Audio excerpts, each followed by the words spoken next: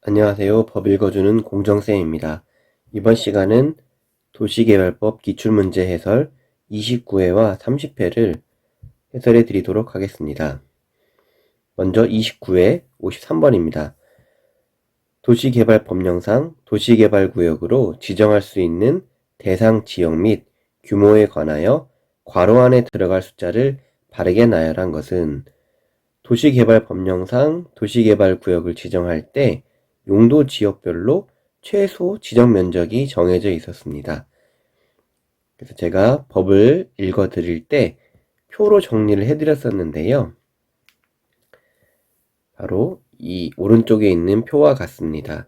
크게 도시지역과 도시지역 외의 지역으로 구분이 되고, 도시지역에서의 최소 규모는 1만 제곱미터, 3만 제곱미터 두 가지고요. 도시지역 외 같은 경우는 30만 제곱미터가 기본이지만 어떤 조건이 걸렸을 때는 10만 제곱미터 이상이면 됩니다.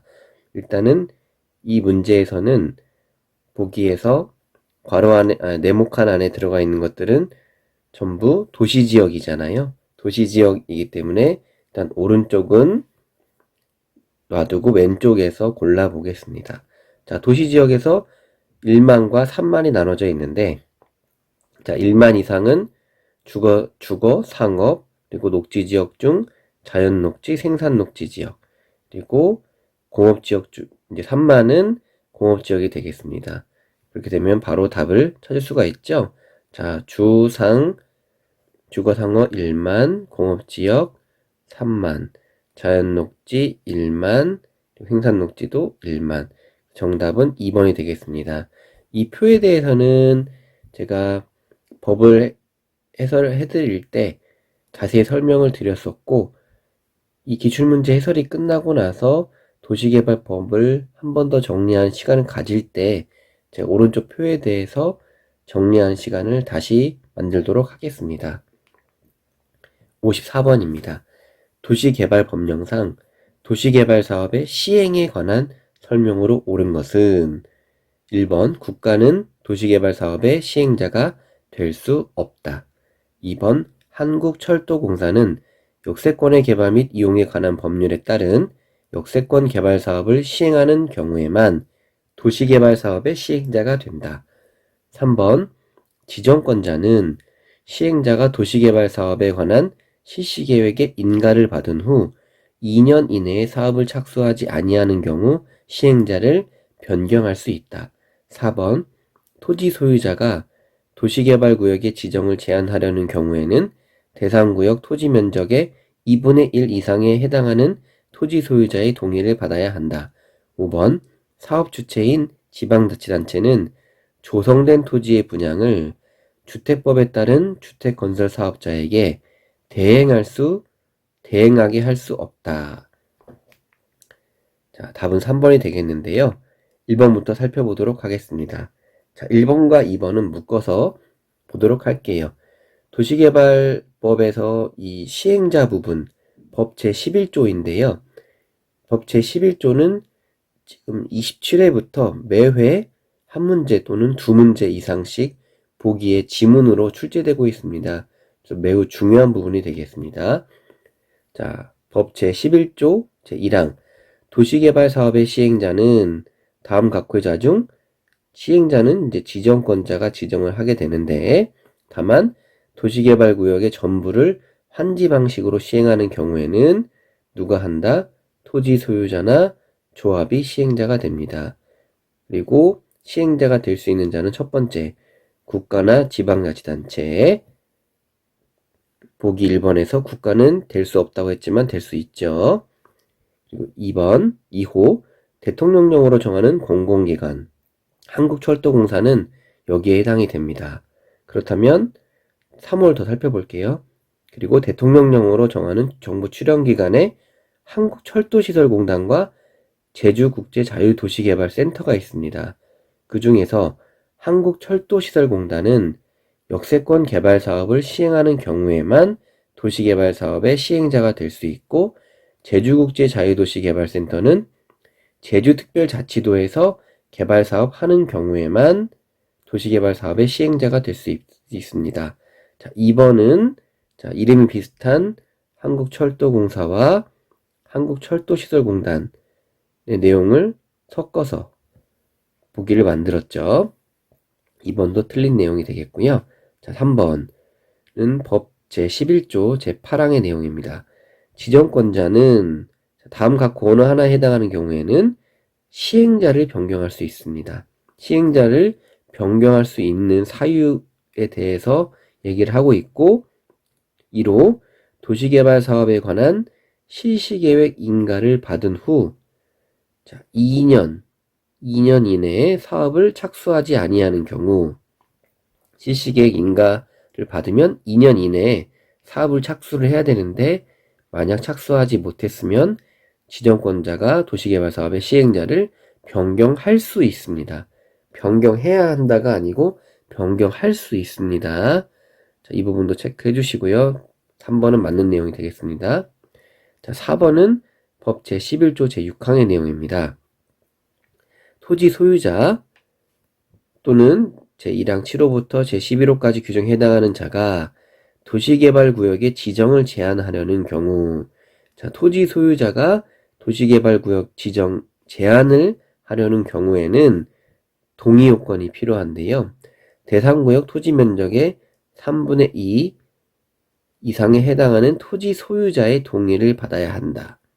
자, 2분의 1이 아닌 3분의 2 이상의 토지 소유자 동의를 받아서 도시개발구역 지정을 제한할 수 있습니다. 자, 5번 제1항, 이 부분은 법 제11조 제11항의 내용인데요.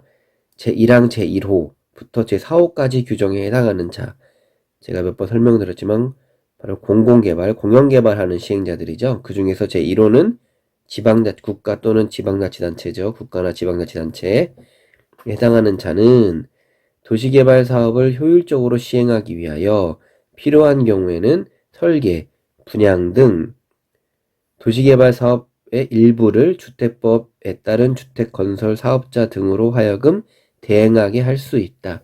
공영개발 방식의 사업 시행자는 설계, 분양, 이 문제는 뒤에도 나오기 때문에 세부적인 내용을 살펴보고요. 뒤에서 자, 설계, 분양 등 도시개발 사업의 일부를 주택건설 사업자에게 대행하게 할 수 있습니다.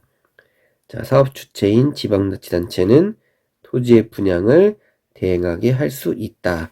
5번도 틀린 내용이 되겠습니다. 대부분 법 문구를 그대로 인용하고 있다는 사실이 다시 한번 보여지죠. 자, 55번 도시개발 법령상 도시개발 사업을 위하여 설립하는 조합에 관한 설명으로 옳은 것은, 자, 조합에 대한 내용이고요. 1번 조합을 설립하려면 도시개발구역의 토지 소유자 7명 이상이 국토교통부 장관에게 조합 설립의 인가를 받아야 한다. 2번 조합이 인가받은 사항 중 주된 사무소의 소재지를 변경하려는 경우 변경 인가를 받아야 한다. 3번 조합 설립의 인가를 신청하려면 해당 도시개발구역의 토지 면적의 2분의 1 이상에 해당하는 토지 소유자와 그 구역의 토지 소유자 총수의 3분의 2 이상의 동의를 받아야 한다. 4번 금고 이상의 형을 선고받고 그 집행이 끝나지 아니한 자는 조합원이 될 수 없다. 5번 의결권을 가진 조합원의 수가 100인인 조합은 총회의 권한을 대행하기 위하여 대의원회를 둘 수 있다. 답 찾으셨나요? 답은 5번인데요. 1번부터 살펴보도록 하겠습니다. 1번은 법 제13조 제1항의 내용을 옮겨놨죠. 조합을 설립하려면 도시개발구역의 토지 소유자 7명 이상이, 여기까지 맞아요. 자, 정관을 작성하여 누구에게? 지정권자에게 조합 설립의 인가를 받아야 한다. 자, 1번을 보면 자, 조합 설립하려면 토지 소유자 7명까지 맞았고 국토교통부 장관도 지정권자이긴 하나 1번에서는 지정권자 중에서 국토교통부 장관으로만 한정을 해놨기 때문에 1번이 틀린 내용이 됩니다. 장관에게 도 조합 설립의 인가를 받을 수 있다는 내용이 되면 맞을 수 있겠죠. 근데 1번은 장관으로 지금 지정권자를 한정해 놨기 때문에 틀린 내용이 됩니다. 2번은 법 제13조 제2항의 내용입니다. 조합이 인가를 받은 사항을 변경하려면 인가를 받을 때처럼 지정권자로부터 변경 인가를 받아야 되는데요. 다만 변경 인가를 받아야 되는 사항이 안 되는 경미한 사항들이 있습니다. 이 경우에는 신고를 하게 되는데요. 경미한 사항이 무엇들이냐면 주된 사무소 소재지를 변경하려는 경우나 공고 방법을 변경하는 경우 등은 경미한 사항이고요. 이런 경미한 사항 중에는 변경 인가가 아닌 신고를 받아야 한다. 신고를 받으면 됩니다. 신고를 하면 됩니다. 2번 틀린 내용이 되겠고요. 3번 조합 설립에 인가를 신청하려면 조합 설립을 할 때는 인가를 신청할 때는 면적의 3분의 2 소유의 총수의 2분의 1 이상의 동의를 받아야 되는데 보기에서는 이게 뒤바뀌어 있죠. 13조 3항의 내용이었고요. 4번 다음 각호 어느 하나에 해당하는 자는 조합의 임원이 될 수 없다 라고 해서 법 제14조 제3항에서 조합 임원의 결격 사유에 대해서 말하고 있습니다. 조합원이 아닌 조합 임원의 결격 사유. 그러면 조합원의 결격 사유가 없다는 얘기예요. 보기 4번은 조합원의 결격 사유를 말하고 있죠. 그래서 4번은 틀린 내용이 됩니다. 5번은 시행령 제36조 제1항의 내용이에요. 의결권을 가진 조합원의 수가 50인 이상인 조합. 의결권을 가진 조합원의 수가 50인 이상인 조합은 총회 권한을 대행하기 위하여 대의원회를 둘 수 있다라고 돼 있고 보기에서 100인인 조합이기 때문에 50인 이상이 되죠. 그래서 5번이 맞는 내용이 되겠습니다. 56번 도시개발법령상 도시개발 사업의 실시계획에 관한 설명으로 옳은 것은 1번 지정권자인 국토교통부 장관이 실시계획을 작성하는 경우 시장, 군수 또는 구청장의 의견을 미리 들어야 한다. 2번 도시개발 사업을 환지 방식으로 시행하는 구역에 대하여 지정권자가 실시계획을 작성한 경우에는 사업의 명칭, 목적, 도시군 관리계획의 결정 내용을 관할등기소에 통보, 제출하여야 한다. 3번 실시계획을 인가할 때 지정권자가 해당 실시계획에 대한 하수도법에 따른 공공하수도 공사 시행의 허가에 관하여 관계 행정기관에 장과 협의한 때에는 해당 허가를 받은 것으로 본다. 4번 인가를 받은 실시계획 중 사업 시행 면적의 100분의 20이 감소된 경우 지정권자의 변경 인가를 받을 필요가 없다. 5번 지정권자는 시행자가 도시개발구역의 지정의 고시일부터 6개월 이내에 실시계획의 인가를 신청하지 아니하는 경우 시행자를 변경할 수 있다. 답은 3번인데요. 1번부터 살펴보도록 하겠습니다. 1번은 법 제17조 제3항의 내용입니다.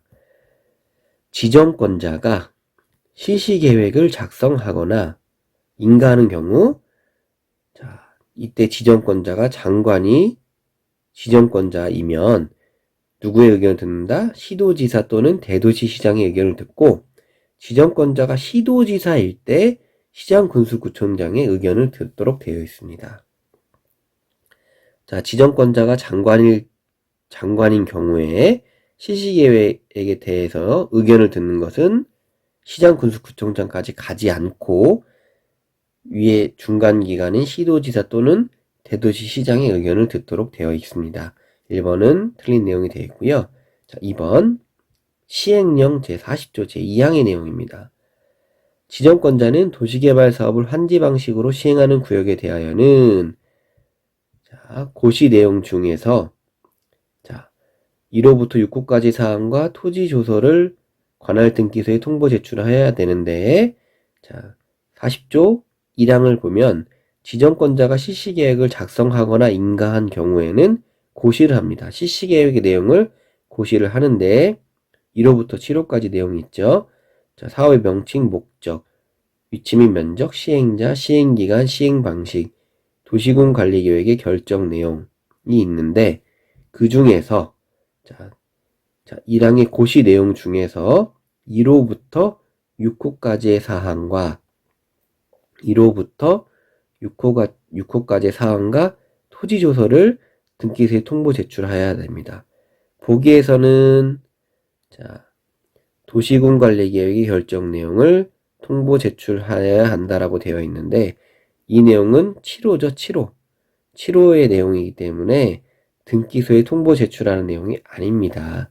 그래서 2번은 틀린 내용이 되는데 조금 세부적으로 시행령의 내용을 물어보는 난이도가 있는 문제죠. 3번. 법 제19조 제1항의 내용인데요.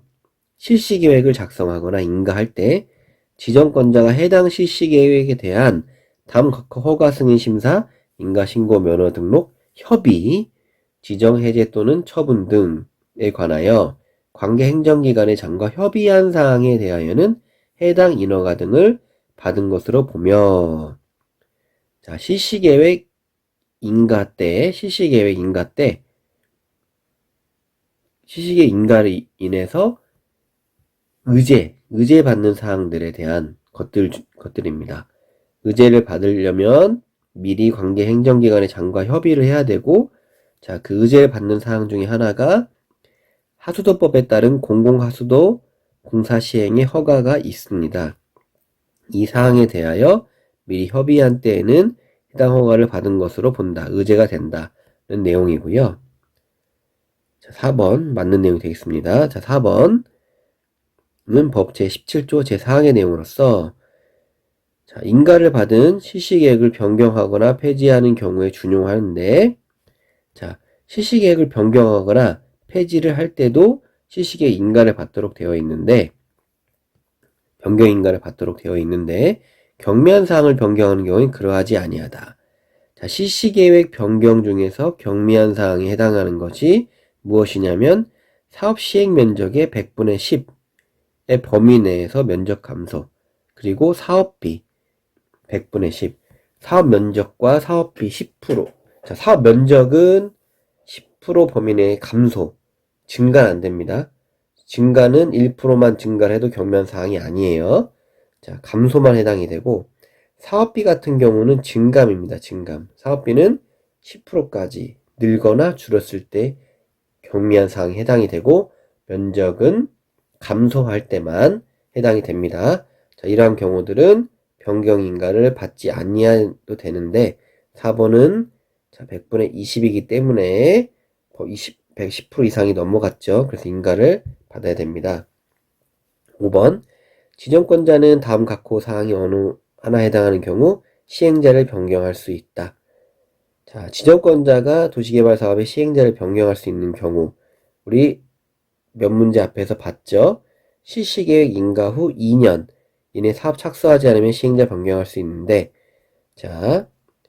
도시개발구역의 지정고시로부터 1년 이내에 실시계획 인가를 신청하지 아니하는 경우 시행자로 지정을 받고 시행자가 도시개발구역의 지정일로부터 1년 이내에 실시계획 인가를 신청해야 되는데 모든 시행자가 그렇게 해야 되느냐?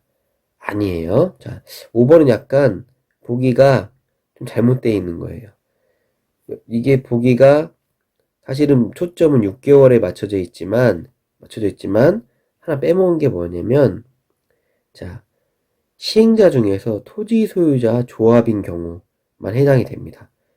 이 법 제11조 제8항 제4호의 내용은 분명히 제1항 단서에 따라 시행자로 지정된 자 제1항 단서라는 것은 제11조 제1항 지정권자가 다음 각호의 자 중에서 도시개발 구역의 사업의 시행자를 지정을 하는데 단서조항으로 도시개발 사업의 전부를 환지 방식으로 시행하는 경우에는 토지 소유자나 조합을 시행자로 지정하도록 되어 있죠.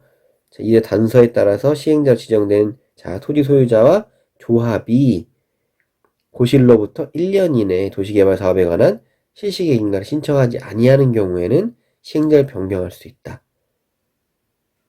만약에 자, 그러면 토지 소유자나 조합이 아닌, 자, 2호인 공공기관이나 3호인 정부 출연기관, 4호인 지방공사가 시행자일 경우에는 이 조건이 안 붙는 거예요. 실시계획 인가를 고실로부터 1년 이내에 신청하지 않으면 변경할 수 있다는 요 조항에 나머지 시행자는 해당되지 않는다는 것도 유념하세요.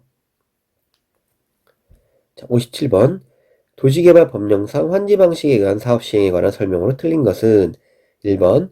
시행자는 환지 방식이 적용되는 도시개발 구역에 있는 조성토지 등의 가격을 평가할 때에는 토지평가협의회의 심의를 거쳐 결정하되 그에 앞서 감정평가업자가 평가하게 하여야 한다. 2번. 행정청이 아닌 시행자가 환지계획을 작성한 경우에는 특별자치도지사, 시장, 군수 또는 구청장의 인가를 받아야 한다. 3번. 행정청인 시행자가 환지계획을 정하려고 하는 경우에 해당 토지의 임차권자는 공람기관의 시행자에게 의견서를 제출할 수 있다. 4번. 환지계획에서 정하여진 환지는 그 환지 처분이 공고된 날의 다음 날부터 종전의 토지로 본다. 5번. 환지 설계 시 적용되는 토지 건축물의 평가액은 최초 환지계획 인가 신청 시를 기준으로 하여 정하되 환지계획의 변경 인가를 받아 변경할 수 있다. 자, 답은 5번인데요. 1번부터 살펴보겠습니다. 자, 1번은 법 제28조 제3항의 내용입니다. 시행자는 환지 방식이 적용되는 도시개발구역에 있는 조성토지 등의 가격을 평가할 때에는 토지평가협의회 심의를 거쳐 결정하되 그에 앞서 심의를 하기 전에 감정평가업자에게 가격을 평가하도록 합니다. 1번은 법조문을 그대로 옮겨놨죠. 2번 법 제29조 제1항의 내용입니다. 행정청이 아닌 시행자가 환지계획을 작성한 경우에는 특별자치도지사, 시장, 군수, 구청장의 인가를 받아야 한다. 법 제29조 제1항의 내용을 그대로 옮겨놨죠. 3번. 행정청이 아닌 시행자가 환지계획의 인가를 신청하려고 하거나 행정청인 시행자가 환지계획을 정하려고 하는 경우에는 토지 소유자와 해당 토지에 대하여 임차권, 지상권, 그 밖에 사용하거나 수익할 권리를 가진 자, 임차권 등을 가진 자가 에게 환지계획의 기준 내용을 알리고 관계 서류 사본을 일반인에게 공람시켜야 한다. 법 제29조 3항. 그리고 토지 소유자나 임차권자 등은 해당되는 공람기관의 시행자에게 의견서를 제출할 수 있다.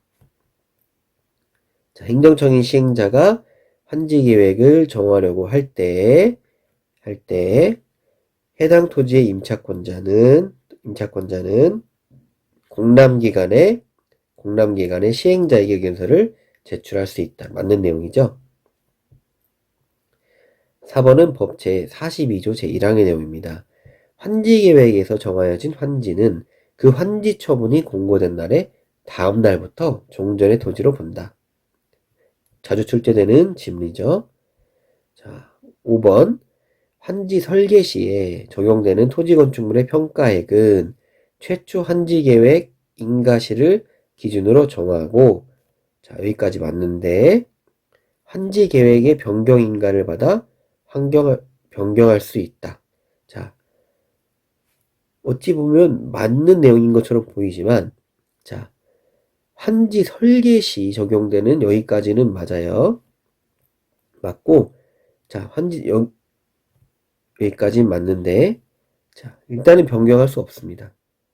변경할 수 없고, 자, 언제 변경할 수 있냐? 환지 후에 토지 건축물 평가액은 실시계획 변경으로 평가 요인이 변경된 경우에만 이렇게 할 수 있다. 조건이 붙죠. 자, 읽어보면 이 지문도 언뜻 보면 맞는 지문처럼 보일 수 있지만 분명히 변경인가를 받아 변경할 수 있는 경우는 한정돼 있어요. 환지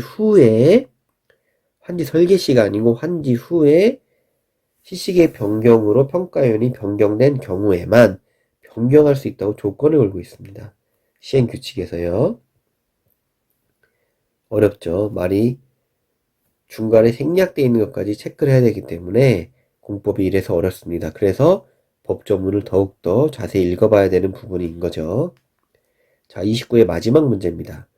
도시개발 법령상 도시개발 채권에 관한 설명으로 옳은 것은, 채권 또한 굉장히 자주 출제되는 문제이죠. 1번, 도시개발 채권의 매입 의무자가 아닌 자가 착오로 도시개발 채권을 매입한 경우에는 도시개발 채권을 중도에 상환할 수 있다. 2번, 시도지사는 도시개발 채권을 발행하려는 경우 채권의 발행 총액에 대하여 국토교통부 장관의 승인을 받아야 한다. 3번, 도시개발 채권의 상환은 3년부터 10년까지의 범위에서 지방자치단체의 조례로 정한다. 4번, 도시개발 채권의 소멸시효는 상환일로부터 기산하여 원금은 3년, 이자는 2년으로 한다. 5번, 도시개발 채권 매입 필증을 제출받는 자는 매입 필증을 3년간 보관하여야 한다. 답은 1번인데요. 살펴보겠습니다. 자, 1번은 시행규칙 제38조 제1항 3호의 내용으로서 도시개발 채권은 다음 각호 어느 하나에 해당하는 경우를 제외하고는 중도 상환할 수 없다. 즉, 다음 각호 어느 하나에 해당하는 경우는 중도 상환할 수 있는 경우죠. 중도 상환할 수 있는 경우는, 자, 그 중에 3호, 도시개발 채권의 매입 의무자가 아닌 자가 착오로 도시개발 채권을 매입한 경우에는 중도 상환할 수 있습니다. 자, 매입 의무자가 아닌 자가, 이 부분도 중요해요. 만약에 매입 의무자가 착오로 했다면 중도 상환을 할 수 없겠죠. 하지만 매입 의무자가 아닌 자가 착오로 했을 경우이기 때문에 중도 상환할 수 있습니다. 1번 맞는 내용이 되겠고요. 2번, 시도지사는 도시개발 채권을 발행하는 경우 누구의 승인을 받는다? 행정안전부 장관의 승인을 받는데, 그 중에서 승인을 받는 사항은 정해져 있어요. 채권의 발행 총액, 발행 방법, 발행 조건, 상환 방법 및 절차.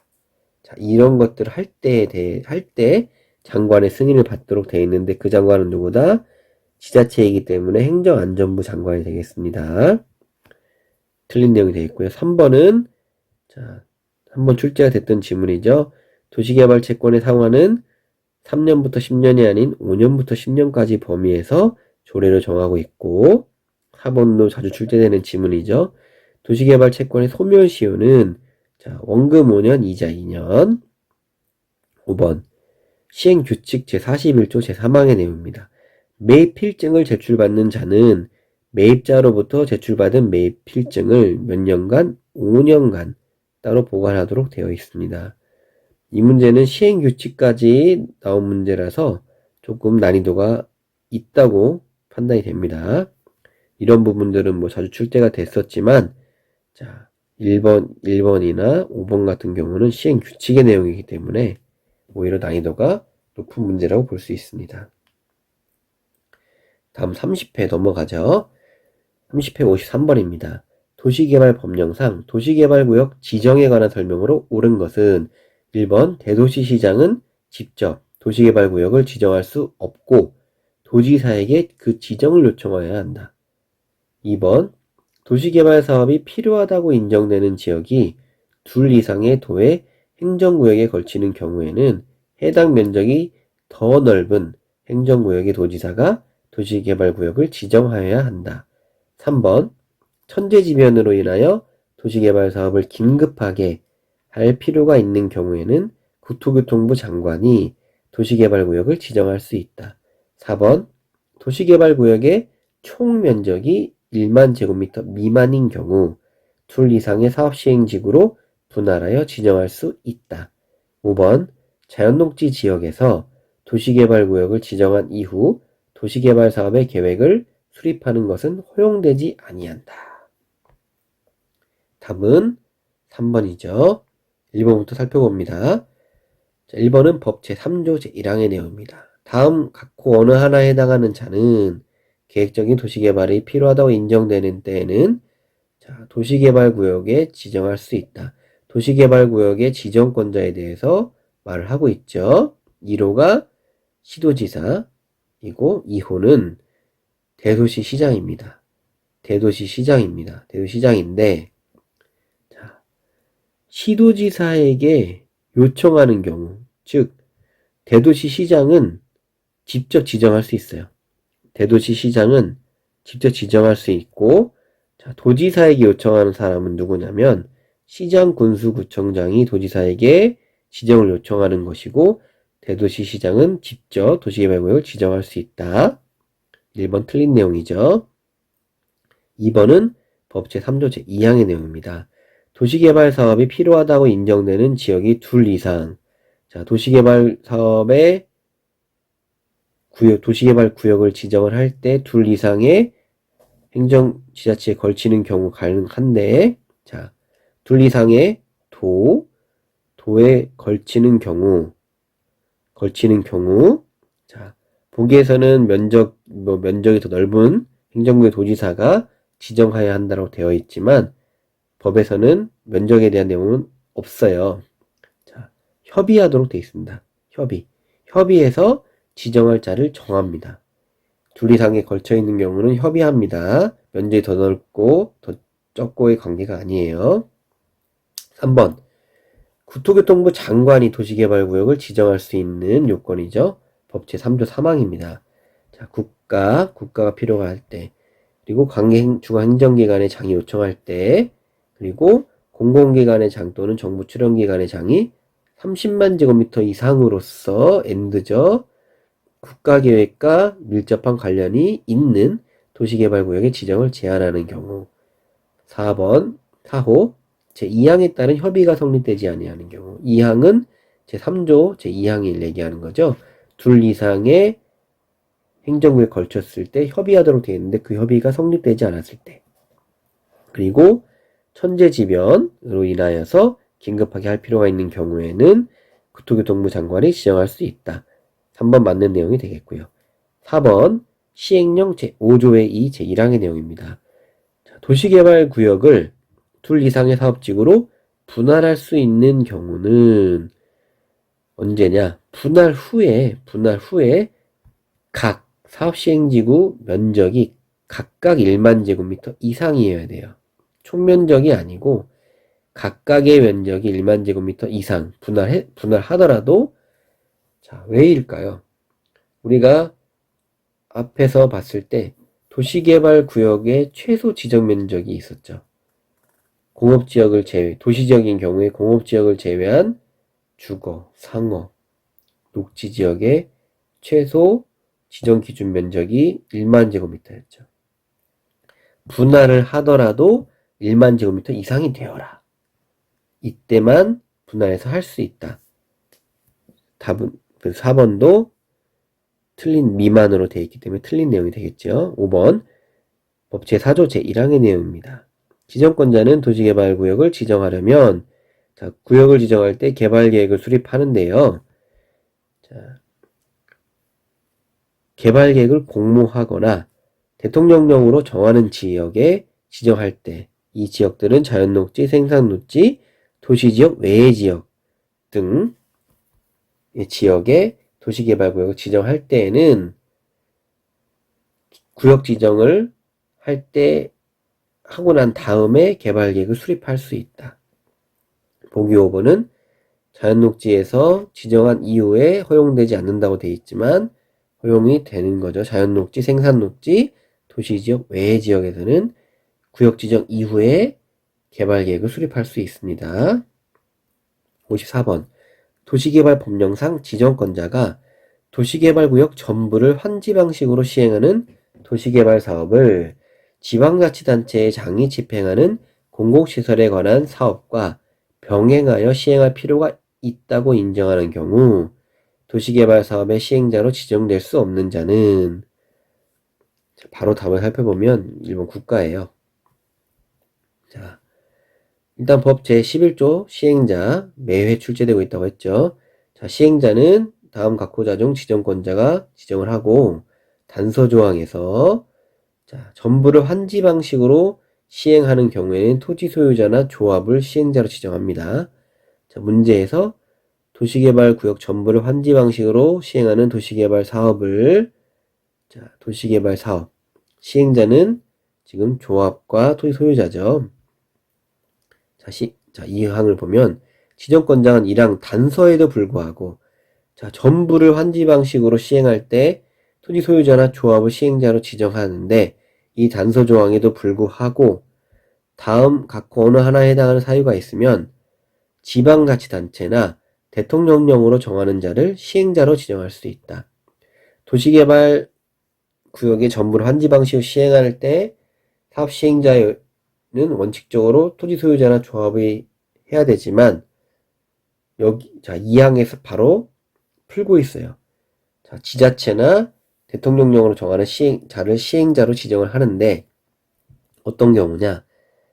여러 가지가 있지만 이 문제에서 묻고 있는 지방자치단체 장이 집행하는 공공시설에 관한 사업과 병행하여 시행할 필요가 있다고 인정할 때에는 지자체나 대통령령으로 정하는 자, 시행령에서 토지주택공사, 그리고 지방공사, 그리고 시행령 제18조 제5항 2호에 해당하는 자를 말하고 있습니다. 자, 지자체 나왔죠? 자, 지방공사 나왔습니다. 그리고 토지주택공사 나왔죠? 자, 얘는 뭘까요? 얘는 바로 보기 5번이 되겠습니다. 그래서 국가를 제외한 나머지 기관들이 할 수 있다. 내용이 되겠고요. 55번 도시개발법령상 환지 방식에 의한 도시개발 사업의 시행에 관한 설명으로 옳은 것은 1번 시행자는 준공검사를 받은 후 60일 이내에 지정권자에게 환지 처분을 신청하여야 한다. 2번 도시개발구역이 둘 이상의 환지계획구역으로 구분되는 경우에도 사업비와 보류지는 도시개발구역 전체를 대상으로 책정하여야 하며 환지계획 구역별로는 책정할 수 없다. 3번 도시개발구역에 있는 조성토지 등의 가격은 개별 공시지가로 한다. 4번 환지예정지가 지정되어도 종전토지의 임차권자는 환지처분 공고일까지 종전토지를 사용, 수익할 수 있다.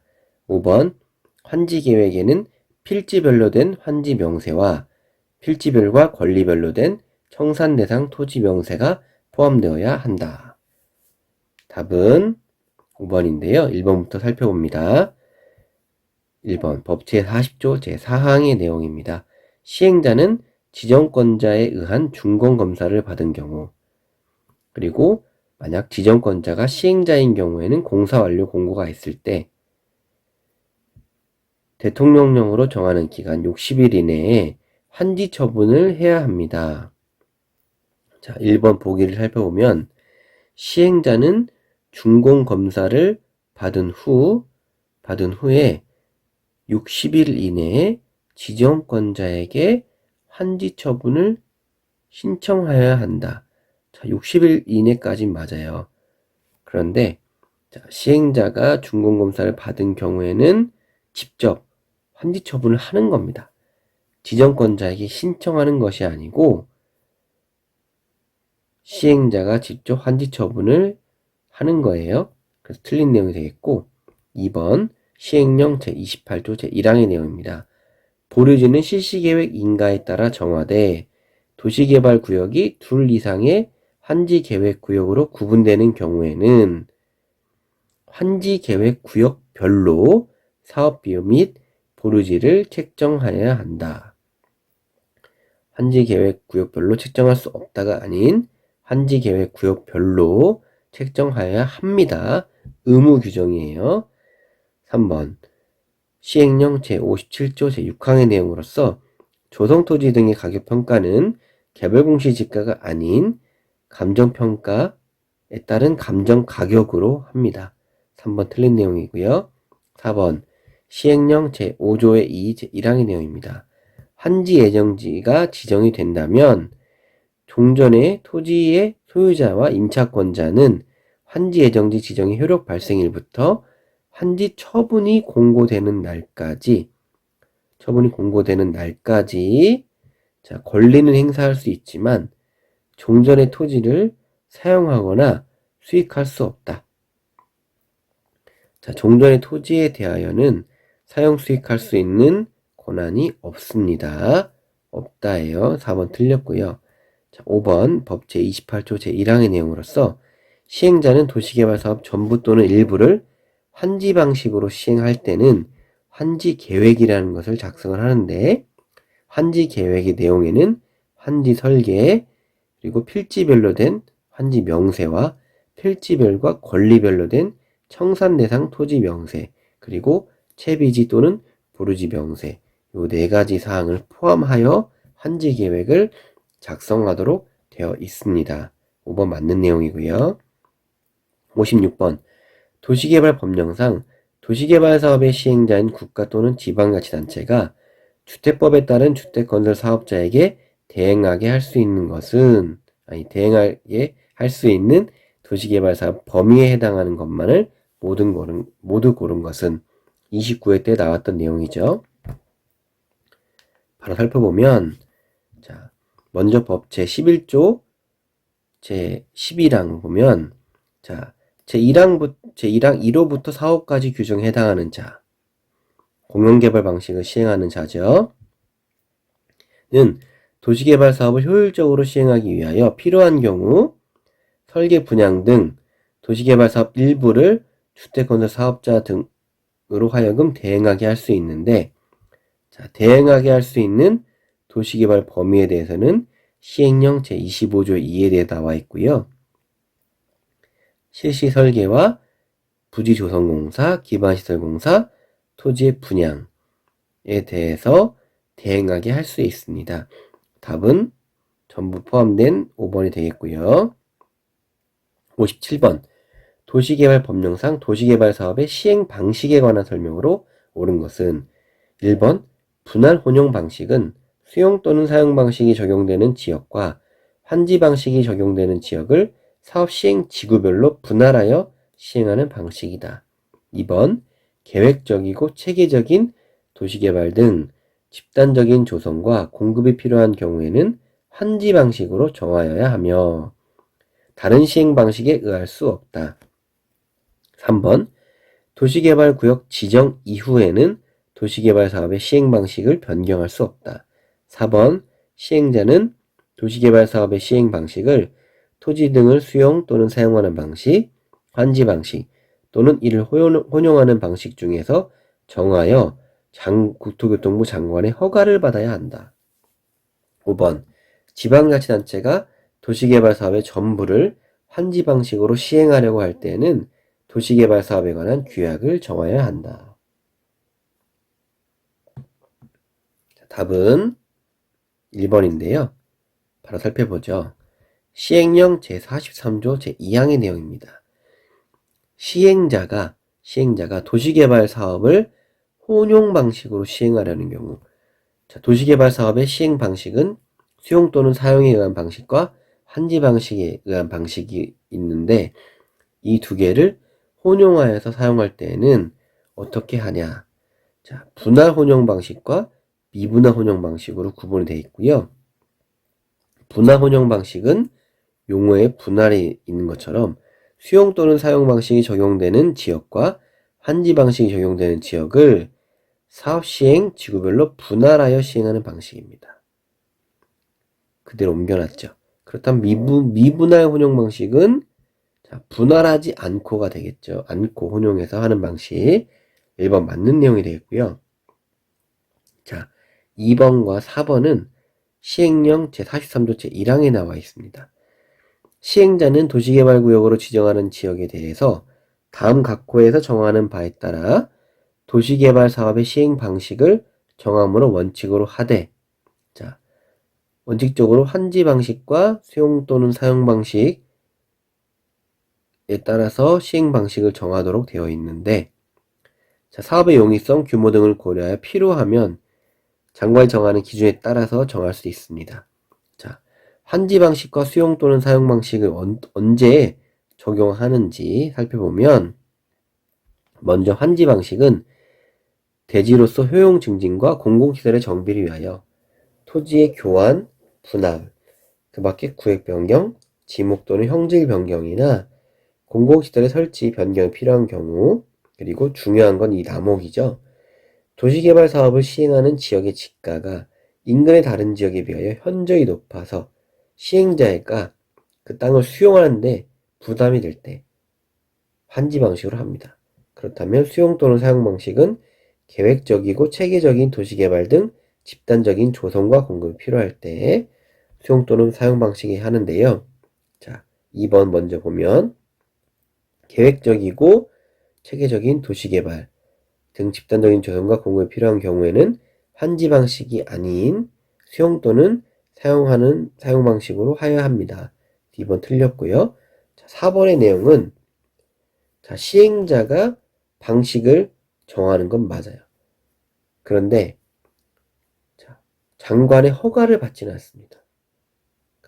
우리가 그렇다면 그럼 허가 없이 정할 수 있느냐? 그것도 아니에요. 왜냐하면 자, 이 시행 방식에 대해서는 이 개발기 도시개발 사업의 계획의 내용이 담겨질 거거든요. 담겨지면 결국 그 계획을 승인해주는 사람은 누굴까요? 그 계획을 승인해준 사람은 자, 도시개발 사업의 구역의 지정권자가 되겠죠. 지정권자가 승인을 해주면 그 개발계획의 내용이 같이 승인을 받고 그 계획의 내용 중에 하나인 시행 방식이 결정이 되겠죠. 그렇다면 장관뿐만 아니라 다른 지정권자까지 포함이 된다는 내용이 되겠습니다. 일단 정하는 것은 시행자 마음대로 정할 수는 있어요. 정할 때 허가를 받지는 않지만 그것이 효력을 발생하는 시점은 이 개발계획, 즉 구역이 지정될 때 효력을 발생합니다. 4번 내용까지 받고 3번 법 제21조 제2항의 내용이에요. 지정권자는 도시개발구역 지정 이후에도 시행방식을 변경할 수 있습니다. 5번 법 제11조 제4항의 내용으로서 지방자치단체 등이 도시개발사업 전부를 환지 방식으로 시행하려고 할 때 제1항 1호부터 4호까지 지자체부터 공공개발 방식이죠. 또는 제11호에 해당하는 자가 도시개발 사업의 일부를 환지 방식 시행을 할 때는 자, 규약과 시행 규정 사실 말장난이죠. 자, 규약은 뭐죠? 시행 규정은 뭐죠? 비슷해 보이지만 규약은 어떤 상호 간의 약속이 되겠죠. 상호 약속이 되는 거고 시행 규정은 어떻게 보면 단독적인 복수가 아닌 단수 내용이죠. 이런 걸 할 때 정하는 규칙 같은 거고 규약은 서로 간의 약속이죠. 약간 5번은 끼워 넣은 문제가 된 것 같습니다. 5번은 사실 출제자가 좀 무리수를 둔 것 같습니다. 자, 5번 틀린 내용이 되겠고요. 마지막 58번입니다. 도시개발 법령상 수용 또는 사용 방식에 따른 사업 시행에 관한 설명으로 옳은 것은 1번 지방공기업법에 따라 설립된 지방공사가 시행자인 경우 토지 소유자 전원의 동의 없이는 도시개발 사업에 필요한 토지 등을 수용하거나 사용할 수 없다. 2번 지방자치단체가 시행자인 경우 지급보증 없이 토지상환 채권을 발행할 수 있다. 3번 지정권자가 아닌 시행자는 조성토지 등을 공급받거나 이용하려는 자로부터 지정권자의 승인 없이 해당 대금의 전부 또는 일부를 미리 받을 수 없다. 4번 원형지의 면적은 도시개발구역 전체 토지 면적의 3분의 1을 초과하여 공급할 수 있다. 5번 공공용지가 아닌 조성토지 등의 공급은 수의계약의 방법에 의하여야 한다. 답은 2번이죠. 1번부터 살펴봅니다. 법 제22조 제1항의 내용이에요. 자, 시행자는 도시개발 사업에 필요한 토지 등을 수용하거나 사용할 수 있습니다. 다만 제11조 제1항 5호 및 제7호, 11호까지 규정에 해당하는 시행자 1호부터 4호까지의 공영개발 방식이 아닌 시행자들이 시행을 할 때에는 토지 등을 수용하거나 사용할 때 동의를 받도록 되어 있습니다. 자, 보기에서 보면 지방공개법에 따라 설립된 지방공사가 시행자인 경우, 자, 4호죠, 4호. 때는 동의 없이는 사용할 수 없다. 아니죠. 동의 요건은 자, 5호부터 해당이 되는 거예요. 공영개발 방식이 아닌 경우에만 동의 요건이 발생합니다. 1번 틀린 내용이고요. 2번 법 제23조 제1항의 내용입니다. 시행자는 토지 소유자가 원하면 토지 등의 매수 대금의 일부를 지급하기 위하여 토지 상환 채권을 발행할 수 있습니다. 토지 소유자가 원할 때 토지 상환 채권을 발행할 수 있는데 여기도 시행자에 따라 달라요. 자, 5호부터 11호까지 규정에 해당하는 자, 마찬가지로 공영개발 방식이 아닌 시행자인 경우에는 지급보증을 받은 경우에만 발행할 수 있습니다. 그 얘기는 거꾸로 얘기하면 1호부터 4호까지의 시행자는 지급보증 없이 상환채권을 발행할 수 있다는 얘기가 되겠죠. 2번 맞는 내용이고요. 3번은 법 제25조 제2항의 내용입니다. 선수금이죠. 자, 시행자는 해당 대금의 전부 또는 일부를 미리 받으려면 지정권자의 승인을 받아야 한다. 즉, 지정권자의 승인을 받아서 해당 대금의 전부 또는 일부를 미리 받을 수 있다. 즉, 지정권자가 시행자인 경우는 승인 없이 할 수 있지만 지정권자가 아닌 시행자는 자, 승인을 받아서 미리 받을 수 있습니다. 3번 틀린 내용이고요. 4번 법 제11조 제4항의 내용입니다. 시행자는 도시를 자연 친화적으로 개발하거나 복합적, 입체적으로 개발하기 위하여 필요한 경우는 미리 지정권자의 승인을 받아 다음 각 공원에 해당하는 자에게 원형지를 공급하여 개발하게 할 수 있다. 이때 공급될 수 있는 원형지의 면적은 전체 토지 면적의 3분의 1 이내로 한정한다. 원형지를 국가 또는 지자체 등에게 줘서 직접 개발하게 할 수 있는데 그 면적은 전체 토지 면적의 3분의 1 이내 범위 내에서 해야 됩니다. 3분의 1을 초과해서 할 수 있는 게 아니에요. 4번 틀린 내용이 되겠고요. 자, 5번 시행령 제57조의 2항과 3항의 내용입니다. 자, 먼저 2항은 조성토지 등의 공급은 경쟁입찰의 방법에 따라서 합니다. 경쟁입찰. 원칙은 토지 공급은 경쟁입찰이에요. 수의계약 아닙니다. 그리고 더 나아가서 자, 3항에서 2항에도 불구하고 경쟁입찰의 방법으로 공급하는 조항에도 불구하고 자, 경쟁입찰과 추첨을 할 수 있대요. 그런데 추첨으로 할 수 있는 경우는 여기에 해당될 때만 주택법에 따른 주택건설용지, 국민주택 규모 이하의 주택건설용지와 공공택지, 그리고 100평, 330제곱미터 이하의 단독주택용지나 공장용지를 공급할 때는 추첨으로 할 수 있다. 원칙은 경쟁입찰, 이런 경우엔 추첨이 가능하다. 그래서 수의계약 하는 게 아닙니다. 자, 58번까지 알아봤고요. 자, 26회부터 30회까지 도시개발법 6문제에 대한 기출문제 해설을 알아봤습니다. 다음 시간에는 이것을 토대로 자, 우리가 제 지난번에 말씀드린 6문제 중에서 4문제를 목표로 어떤 부분을 집중적으로 공부해야 되는지에 대해서 설명을 드리도록 할게요. 긴 시간 시청해 주셔서 감사드리고요. 구독과 좋아요는 영상 제작에 큰 힘이 됩니다. 그리고 영상에 사용된 자료가 필요하신 분은 메일 주시거나 해당 영상에 댓글 남겨주시면 해당 영상을 PDF로 변환해서 파일로 보내드릴게요. 단순하게 자료 좀 보내주세요 하면 제가 알 수가 없거든요. 어떤 자료가 필요하신지.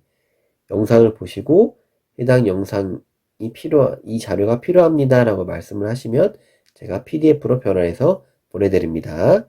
긴 시간 시청해주셔서 감사합니다.